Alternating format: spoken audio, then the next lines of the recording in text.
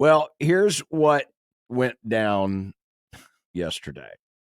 Scott Frost held a press conference about his new team, Central Florida, UCF. Mm-hmm. He's the new coach again.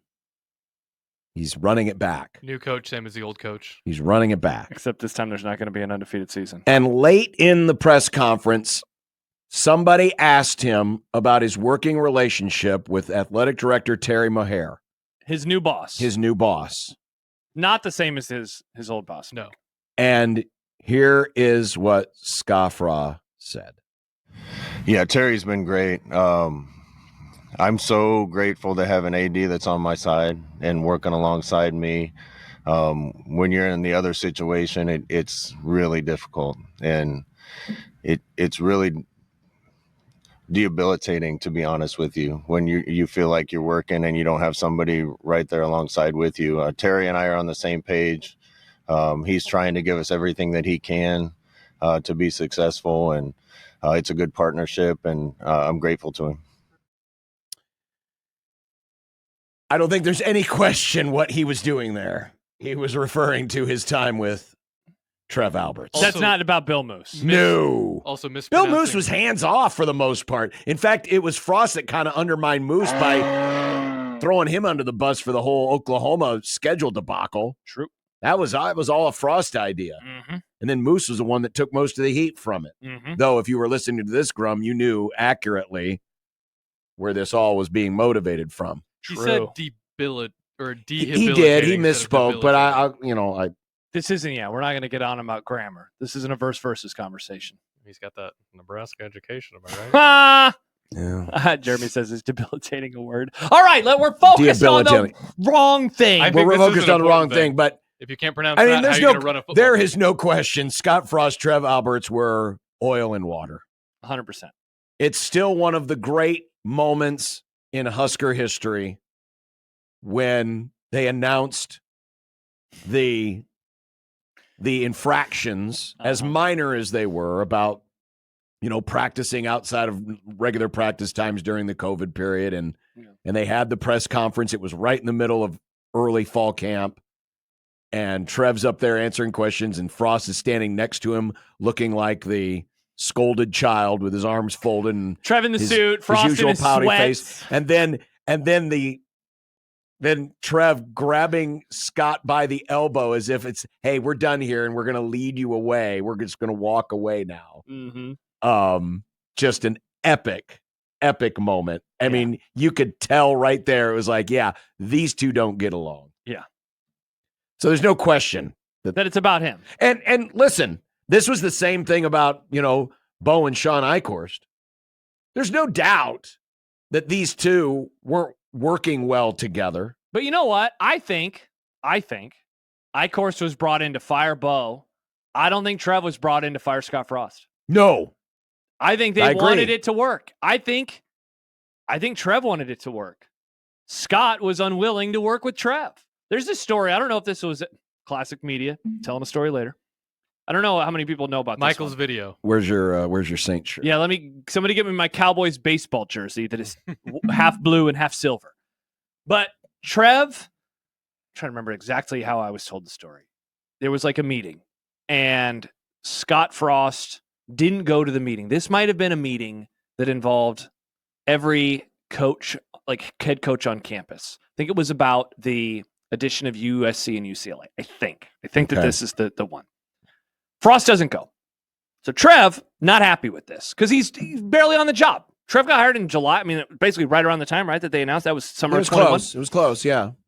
So apparently, the way I was told was that Trev was like, "Hey, come meet me. I'm in Omaha, because again, he's about to move over." And so Scott drives all the way to Omaha, and they meet somewhere, and he's like, "You ever do that again?" And I don't remember what he said. I'll fire you, or whatever it was. But it was like they did not get along immediately because Frost did not want to get along with him. And so, do I think that they had the best relationship? Absolutely not. Was it a two-way street? Absolutely it was. And I think that Trev went in there with all hope that it would work. I don't think he wanted to fire him. I don't think he wanted to be the guy that had to fire the golden boy, And And so he wanted it to work. It would have been great for all parties if he would have been able to help. Sure. It would have been great for all parties. But I don't deny these two have very different personalities. Of course. Yeah. I mean, Very honestly, that different picture is a great personalities. representation of it. One guy is, maybe too buttoned up, and the other guy is probably too buttoned down. Well, but that was after practice. No, I know. So, I know. I mean, Frost isn't going to go out there wearing a nice polo and khakis for practice. But the bottom line is they were oil and water. They did not work out. Yeah. Well, as we know, as the story goes, Trev then abandoned Nebraska a short time after. That's true. Mm-hmm. So we asked you a question today on the J-Tech Construction Zone Twitter page. It's getting Almost a a lot of year response. I mean, people have takes. As many people say, none of the above. When does the meteor hit? Yeah, big meteor. Let's see. Let me see. Let's see. Dave, when having to choose between two rival teams, my determining factor will always be what helps my team, what makes them look better. I can't think of a single way in which Scott Frost's success helps Nebraska look better. Isms. Is there an option for the meteor that killed the dinosaurs? People love meteors. GBR, Kansas Husker, they both sucked. Nick, need a third option for neither. Lisa, neither. Richard, meteor. So I like this one from Namaste. Frost, at least he tried. Did he? Interesting. That's new information to me. Nick, are you looking at the results? No, sorry. All right, because Josh and I've seen it. Sorry, I know. I was reading. Who do you think we have had nearly 1,000 votes in less than 2 hours? Wow. The question is, they're both gone from Nebraska, so who you rooting for? Trev Alberts, Scott Frost. Who do you think the people have voted for? So I think with recency bias and people being idiots, most people are rooting for Scott Frost, aren't they? They are. Now, what's the percentage? Oh, geez. 80-20. Wow. Oh, very close. Oh, okay, shout out Nick. It was 77-23. It's not there. Oh, geez. The curse of Scott Frost. This shit. Wow. Nick just killed the camera. I'm gonna. Well done. That looks nice. Nope. Nick, you're making it worse. That looks good. Nice. Oh, you can't put me on there. Yeah, 77% voting Scott Frost, and I think Nick hit it on the head. Recency bias. It's recency bias because the way Trev And left people being idiots. left so many people so bitter. Well, people still don't know why he didn't stay. People still have the questions of why did he leave in the first place, Which people still have the question of why did Frost fail, but so many people want to blame external factors and not Scott Frost. Oh yeah, sure. Absolutely. I'm definitely surprised that it is that big of a split. I'm not. That it's that I'm not. I'm not 80-20? I'm not surprised because there is still an element of people in this state that believe in Scott Frost. I know. People are afraid that he's going to succeed at UCF. They are. And if he goes into that with the same attitude he came in here, listen, I get it. Could it have been better? Could Trev have done a better job working with Scott Frost? Sure. I'll listen to that argument. But Scott Frost's failures were Scott Frost's failures. He was bad as a football coach. No, he didn't underperform. He was bad as a Nebraska football coach. Terrible. Horrible attitude, horrible work ethic. It started from day one. By the time that that Trev Alberts arrived, Scott Frost was 12-20. Yeah. 12-20. He had already laid down the tracks on a horrific era of Husker football. He already made his bed of failure. Yeah. And see, like this doesn't matter what Trev did. I was going to bring up Dave Fike because I saw this earlier on Twitter. He says, if Frost is successful at UCF, what will that say about Nebraska? And how do 80% of the people want to find out? See, that is a great point because, I don't think you can blame Nebraska for the Scott Frost failure. I think it's more on him than it is the university. It is far more on him than it is on the program. But if he succeeds there, then people are going to want to have that discussion. Fine. You can have that conversation. And I don't want to I'll go back and I'll double down and say it's because of Frost's piss poor attitude that he failed here. So he might be. I'm sorry, Nick, but fine. he might be motivated to go back down there. He's more comfortable down there because he's not going to be bothered. Because he's not going to be bothered. He did not have, for a guy who should have known better, for a guy that should have known better, he was freaking clueless as to how his role was going to be perceived here. For someone who should have known better, He didn't have a damn idea in his head. Yeah, people are going to ask your parents about you. They're going to relitigate the past, not relitigate, but they're going to relive the past. They're going to do those things. They're going to want to know about you and your family. They did that with your coach and the coach that preceded him and the coach that succeeded him. They did that with everybody, and they sure as hell were going to do it with you because you were the golden child. But you're such a dumbass and you didn't understand it. You failed because of you. So if you go down there and succeed, hey, bully for you, but I guarantee he's going to succeed because he'll actually try. Here, he barely gave a crap. He was garbage. It was pathetic how little he worked. You got to work harder here to succeed, especially when you're already at the bottom. So you're right, Josh. We'll hear those if he succeeds. But I'm telling you right now, that ain't got nothing to do with what he did at Nebraska. Scott Frost made his own bed here. Sorry, Nick. You're fine. I've been going back today to, what was that thing he said? We're going to make the Big Ten conform to us. Basically. That tells you what kind of person he is just right off the bat. Stubborn, big-headed, and he won't work with anybody. This doesn't tell you, this is my perception of that. It says that he won't work with anybody. So you talking with Trev would be like, hey, how about you try this?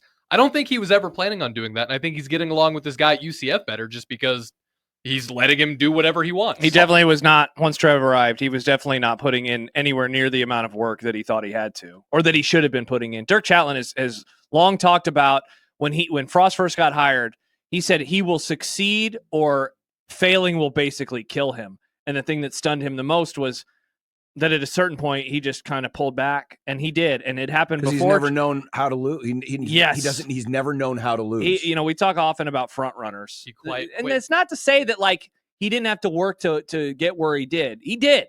He had a lot of talent, but he also had to work. You don't win a national championship as a quarterback without putting in the time and the effort.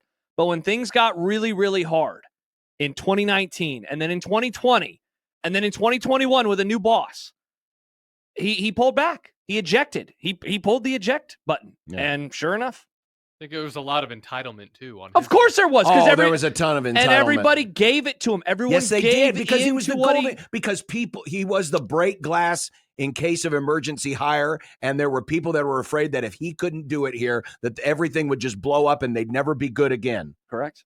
And we're scared of it. Now they've been to a bowl game. And now they've been to a bowl game.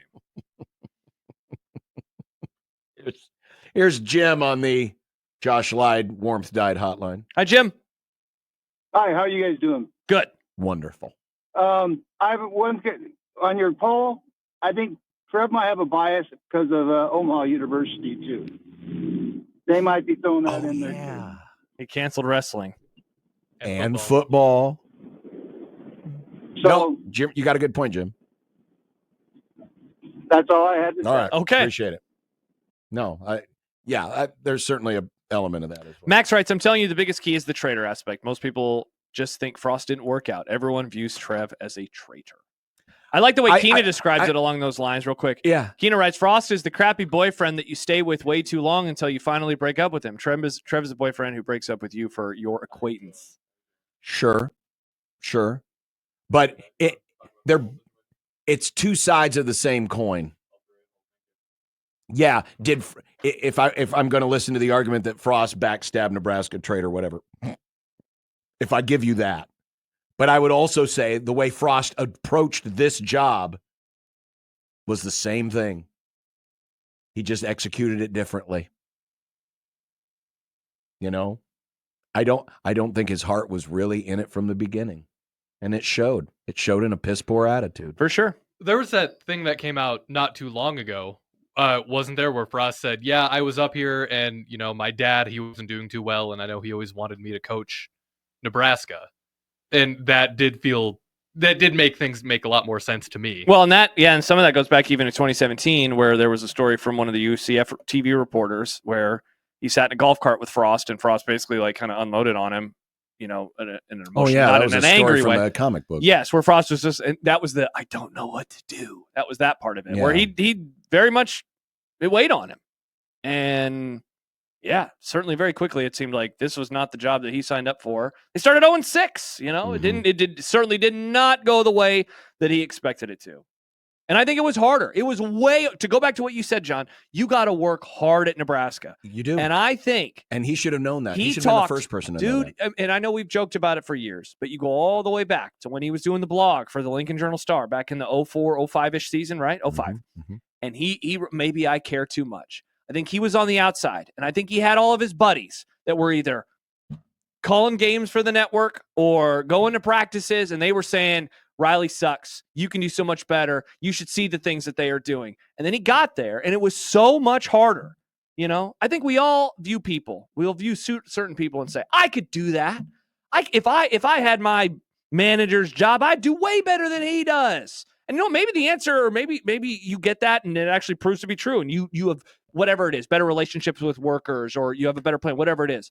But sometimes you feel that way, and it's actually harder. Mm-hmm. And I think that is what happened here, is that him and his cronies talked such a big game for years. Yeah, they did. And then he had the worst era of Husker football since 1961. In my generation, in your generation, in my parents' generation.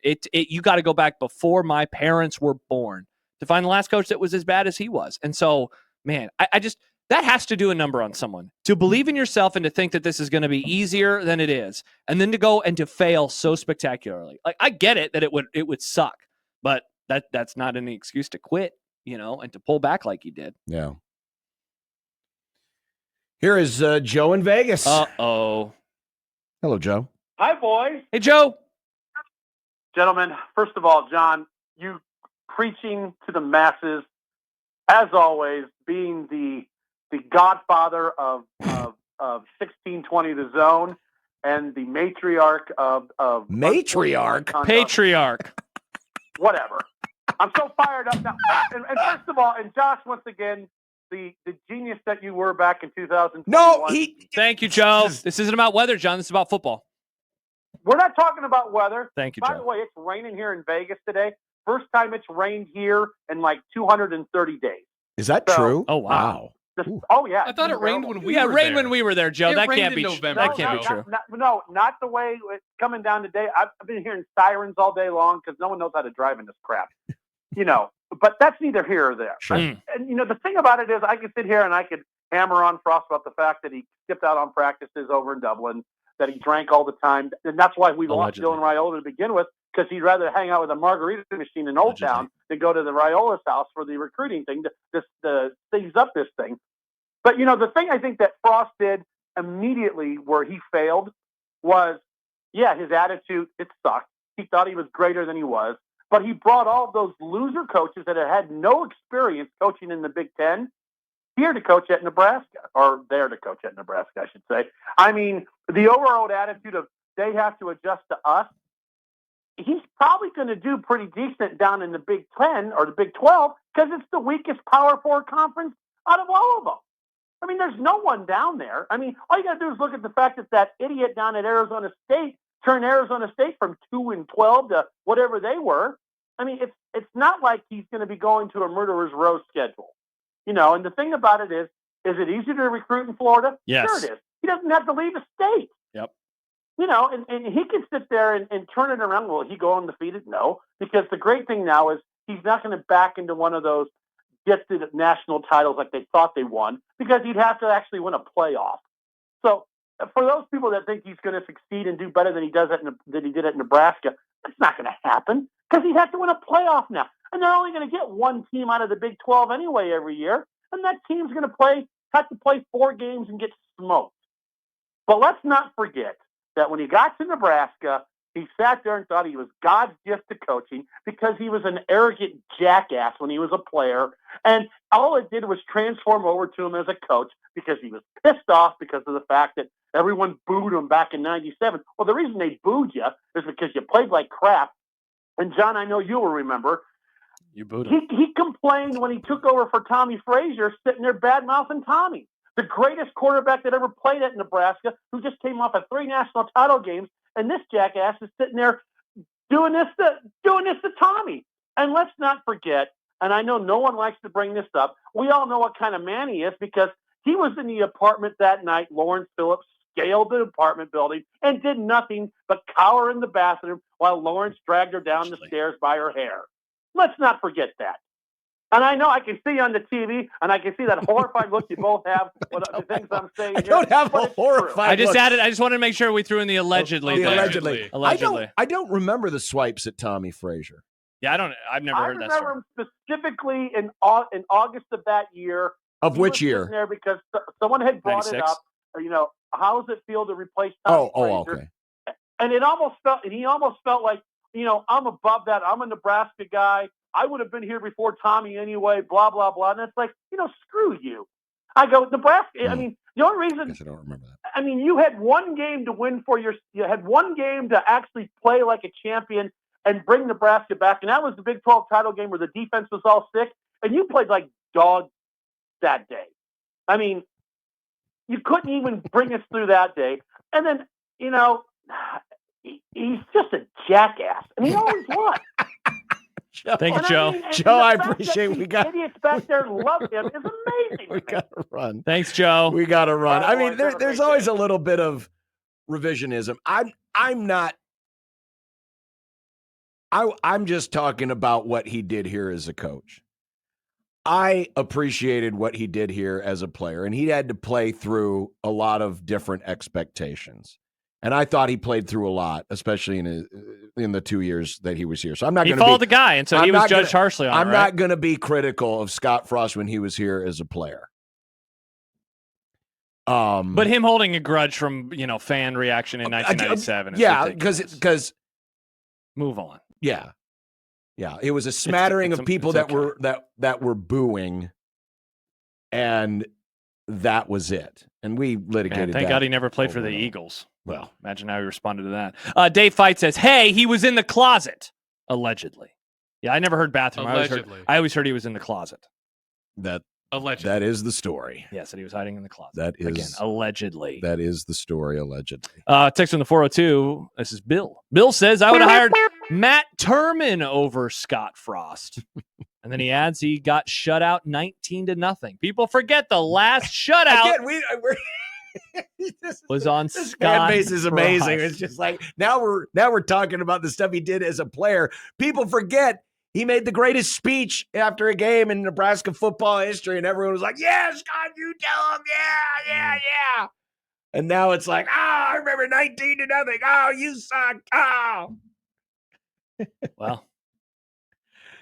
Oh man, this is one of those things. Great poll question, John. This is one of those things where I wish I would have been more aggressive in seeing this coming, because there was a lot of revisionist history, or people, maybe not revisionist history, but a lot of people willing to gloss over some of the unsavory things of the past when he got hired.